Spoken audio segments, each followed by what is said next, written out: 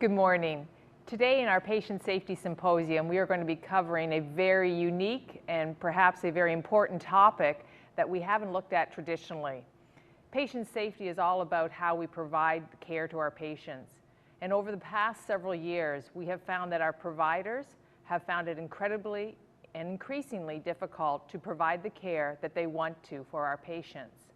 The problem is resiliency and burnout amongst our providers. And we feel that cardiothoracic surgeons are particularly at risk. Their workload and their work life is very challenging. They train for years, and yet when they become faculty and have the responsibility of patients, that increasing workload and the challenges that they face are very significant.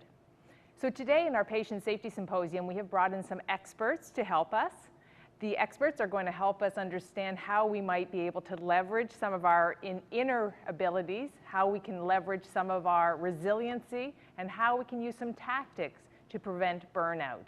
I'm going to start to my left here, where Dr. Sotile is going to tell us a little bit about his expertise and what he's going to be presenting today at our Patient Safety Symposium.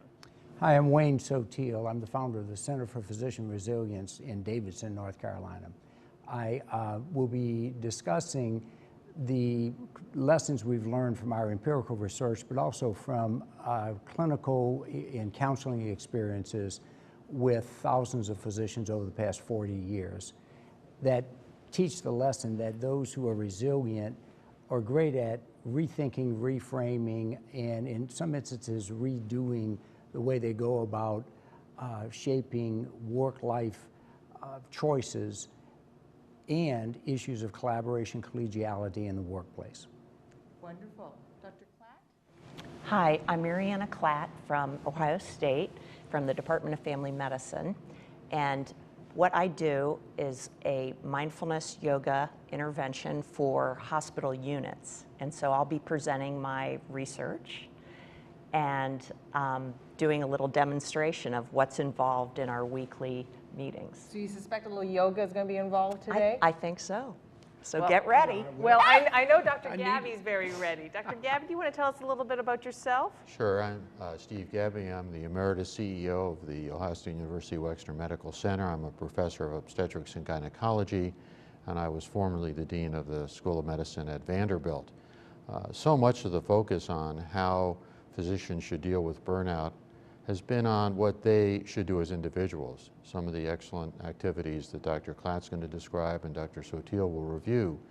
But what it has to be is a partnership between the individual faculty member, thoracic surgeon or obstetrician, and the institution, because so many of the stressors that lead to burnout are really work environment controlled by the health system or medical center.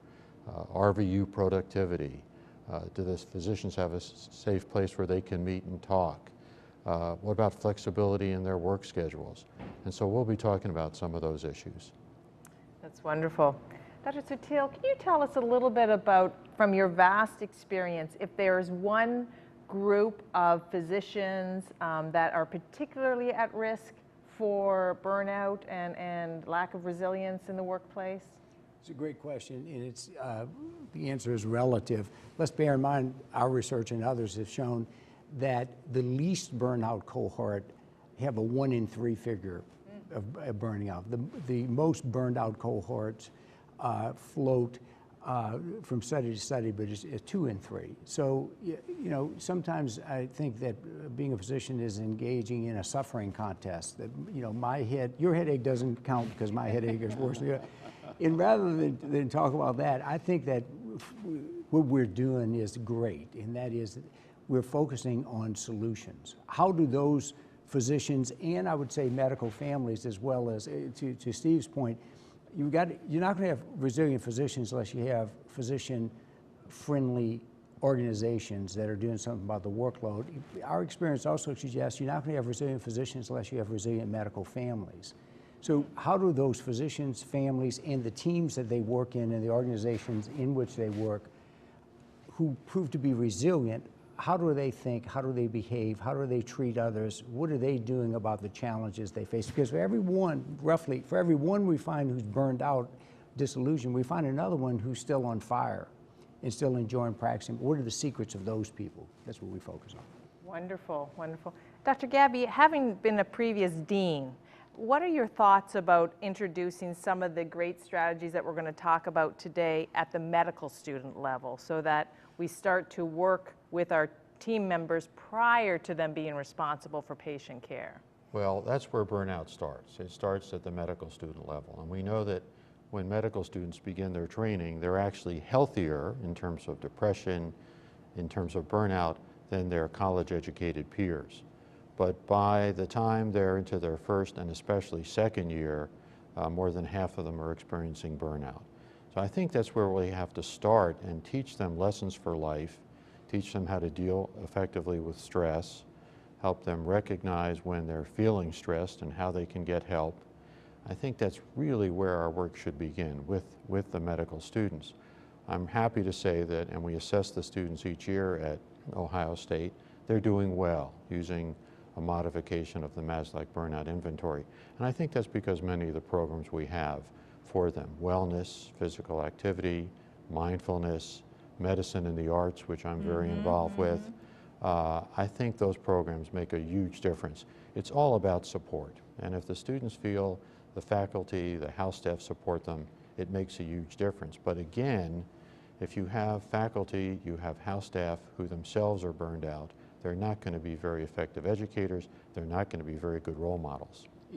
I would just add, that's where your great work comes in. We got to help so many faculty and so many practicing thoracic surgeons undo some of the lessons they learned in surviving medical training, starting in medical school, because they learned maladaptive coping strategies that hinge on self-denial. Right. Wonderful point. Maryanna, do you want to share a little bit around some of the strategies that, some of the tactics that you use to help us? I guess the biggest thing, and this is what you were getting to, is that it's not the stresses that happen to you, it's your reaction to those stresses. So the earlier we learn that, so I even have a honors course for undergrads that are applying to medical school on how to recognize that it's not the stress. We're all going to have stresses, but it's our cognitive restructuring about our reaction to that. And so that one little idea that we have some control of that is liberating for people. I think Wayne and Mary have a great quote, and I always refer to it, where they say, stress is inevitable, but struggling is optional. And people hear that and they recognize, as you said, Mary, there are going to be stresses. How do I deal with those stresses is the key. You know, the resilience literature is robust, a 70-year resilience literature. And the simplistic version of it is the two meta factors are people prove to be resilient who have positive relationships with other people and who take responsibility for harvesting and generating daily hassles to counter the daily to harvest and generate daily uplifts to counter the daily hassles that are inevitable. The ones who are resilient don't have fewer hassles, they have more uplifts. That creates the perception of control and gives tremendous hope to people that I can do something about how I think about this, or whether I choose to focus on this stuff or that stuff, or focus on this patient with whom I love to interact and not spend my whole week dreading that other colleague or patient. There's choice. Wonderful. That's where mindfulness comes in too. Stay in the present, not worrying about that past thing or the future. Maryanna, can you explain a little bit or just share how well received this has been? You're going on to the units, you're going on to cardiothoracic units that take care of patients that really are acutely ill and extremely unwell. How has it been received, the mindfulness tactics and training that you've engaged the nurses and providers in? I think very well. I think the interprofessional nature of it is key, because so that everybody sees that everybody's stress is shared and that we're all human and that we all experience the same stress. I think the units are very enthusiastic about being involved. I feel great that administration is covering the cost of covering those professionals when they come to the 8-week intervention. It's only 8 hours over 8 weeks, 1 hour a week at lunch. So well received on the whole. Dr. Gaby, as the CEO of the Ohio State University Wexner Medical Center, I was fortunate because you were my mentor and my leader, and you always put quality and patient safety first. What do you think the role of resiliency, burnout, and then mindfulness has on preventing patient safety errors? Well, there's no question that the burnout in the physicians is reflected in patient satisfaction and quality and safety, in physician turnover. And you know, if you were a hospital administrator or medical center CEO and someone said to you, there's a factor that's causing your patient satisfaction scores to fall, your quality and safety scores to be poor, physicians to leave your institution, and I would also add, and medical education to suffer, you'd say, well, what is it? We got to fix it. And it's burnout. It's the physician stress. So if you address those issues, and I always remember something that, Wayne, you've said over the years, the small uplifts. It doesn't take a lot. So we have a physician lounge, and we created those, as you know, to give physicians a place they could gather and have something to eat and talk, and they've been very successful. I was there yesterday. We had this beat up old coffee machine to make coffee, and it finally died. So immediately the administration went out and got a new coffee maker. And one of the physicians there said, look at this, a new coffee maker. This is terrific. Now, not a big deal, but for that physician, it represented something that was done to help them. A small uplift lifted their mood. I think we grossly underestimate how delicate the psychological ecology is that high-performing people live in. Little shifts in that, one direction or the other, can have profound differences. Absolutely agree. Maryanna, in your training, so today, you know, obviously we're focusing at the STS around surgeons, but how interprofessional are these tactics and the training that you're, you know, embracing at the Wexner Medical Center? I think they're very interprofessional, and they can really apply to anybody because everybody reacts to stress. And so, Dr. Gaby, when you said the thing about the coffee machine, everybody needs to feel valued, and I think that's what the key is. How do you create those little things where people feel valued? Allowing people to come to a stress reduction intervention, they feel valued. Absolutely. So over the 8 hours, over that time frame, do people have an appreciable difference in their? Yeah, and the research results totally bear it out. But it's their qualitative comments of, oh, I feel better. I feel more of a team. I feel supported. That's the stuff that really feels good. Wonderful. Dr. Gaby, going back to the medical students and some of the interventions that we need to kind of embrace early on, back to the kind of interprofessional. So we have medical students, but we also have dental students, we have physio students. Is there a role or is there a national push now to look at how we work as a team very early on to prevent the burnout later on? Right. I think, as we all know today, medicine is a team sport, if you will. It's a collective wisdom and experience and effort on behalf of the patient and their family. So we have to recognize that our medical students need to learn how to work with nursing students, pharmacists, social workers, nutritionists, and also they have to learn how to identify not only when they're getting stressed, but how what's happening is impacting the people on their team. So I think that's an important part of interdisciplinary education. It's something we're doing better. There's a lot more we could do, but being on a campus with 7 health sciences colleges, we have a great opportunity to enhance interdisciplinary education and have our students prepared when they have to work in teams. We do that, as you know, in the simulation laboratory. Sure. A lot of opportunity there for training in a stressful environment and seeing how our students interact with other students to deal with that stress. Wonderful. Dr. Sotile, when we look at our environment, you know, obviously we have our micro environment and our macro environment, and our macro environment also often involves family members, extended family. What are some of the strategies that, as a surgeon, I can share with my family to help, you know, maintain my wellness, which obviously impacts my family? From our research that I think is the most interesting in medical families, when we do research, we always survey physicians and we survey their significant others. And what we found is that more important than how much the physician works in determining family satisfaction or marital satisfaction, relationship satisfaction, is the physician's mood when he or she gets home from work. That's what drives the attitude of the significant other and the children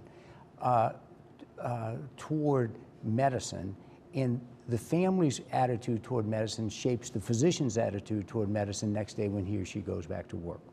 One thing that I really believe has contributed to the kind of human resource crisis we have that Steve alluded to with the burnout rates we have is that we've had an erosion of capturing the hearts of family members.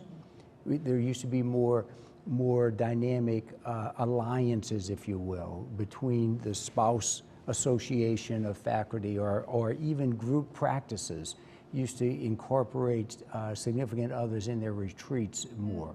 If you lose the belief in your group or your department or your institution in the families of physicians, you're not going to capture the heart of the physician. They're going to end up in this twilight zone of values conflict. My family says I work too much.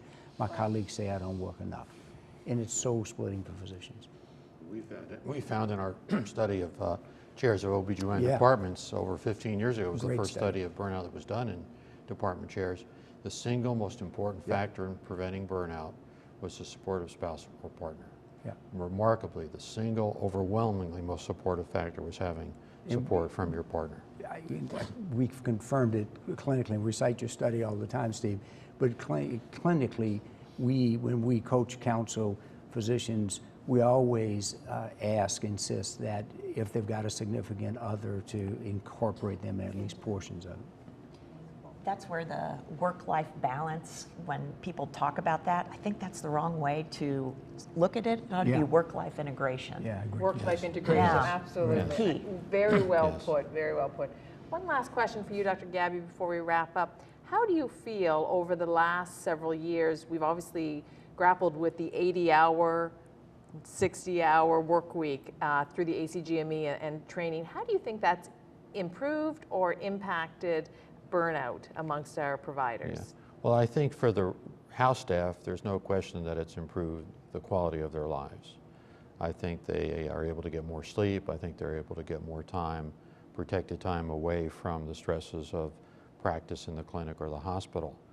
I think on the other hand, it has increased the stress on our faculty. I think the faculty find that many times they love to teach, they want to have a student resident in the OR with them, but the time's up, they have to leave, they have to go home. And I think that's created a real conflict. It's a real stress for the house staff, has been found in other studies of this subject, and I think it's a real stress for the faculty. That's not how we practice medicine, and I think we have to have a system that allows more flexibility, especially in a surgical training program where the opportunities to learn are not structured or scheduled. Wonderful. Well, as a cardiothoracic surgeon and a chief quality and patient safety officer for a large academic medical center, I am thrilled that we are bringing this topic to life, that we are trying to truly engage the reality of it and improve our patients' outcomes through the Society of Thoracic Surgeons and truly embracing a very unique but important topic. So thank you all for joining us today. Thank you.